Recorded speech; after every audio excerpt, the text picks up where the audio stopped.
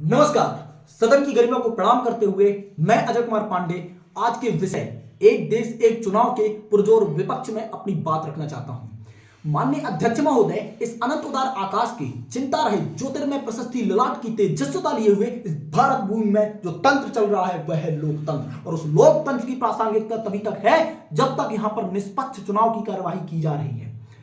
आज हमारे देश में मुद्दे होने चाहिए थे एक पानी का गिलास ₹1 में, $1 के बराबर ₹1 की कीमत, हर एक व्यक्ति के द्वारा एक पेड़ का लगाया जाना। वहां पर आज मुद्दे हैं एक देश एक चुनाव के।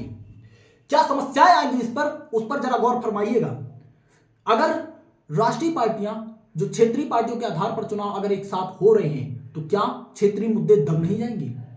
जब राष्ट्र के आधार पर जब राम मंदिर की बात होगी तो सतना में कौन सा हाईवे निकलना है कौन सा नहीं, उसकी बात कहां तक प्रासंगिक रह जाएगी?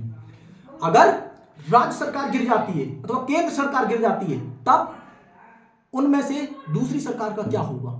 अगर केंद्र की सरकार हटा दी जाती है, लोकसभा विघटित हो जा रहा है, तो क्या होगा राज्य की सरकार का? दोबारा उस पर चुनाव जो किया जाएगा क्या वो बार बार चुनाव नहीं होगा? 5 वर्ष तक किसी सरकार का स्थायी शासन जब हो जाएगा उसकी कौन जवाबदेही लेगा? क्या वो अपना ब्यौरा देगी?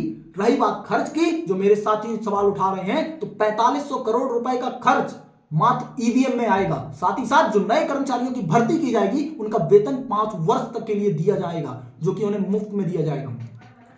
2019 के लोकसभा चुनाव की बात करना चाहूंगा मैं, वहां पर 60,000 करोड़ रुपए का खर्चा आया था, जो कि मात्र 10,000 रुपए चुनाव आयोग का था एवं 50,000 रुपए जो खर्चा था वो चुनावी पार्टियों का था। तो शिकंज कसनी है तो चुनावी पार्टियों पर कसिए जनाब।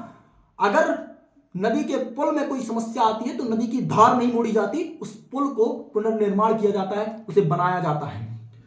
आज तो हमारे देश की स्थिति ऐसी है कि अगर संसद को मैं मंदिर मान लूं तो आज मुद्दे हैं चप्पल, जो कि बाहर के बाहर ही रह जाते हैं। जब देश में जातिवाद, भ्रष्टाचार, बेरोजगारी ऐसे मुद्दे, भूखमरी जैसे मुद्दे चरम पर हैं जनाब, वहां पर एक देश एक चुनाव का मुद्दा क्यों उठाया जा रहा है? क्या ये किसी एक सत्ता पक्ष का चुनावी मुद्दा नहीं है?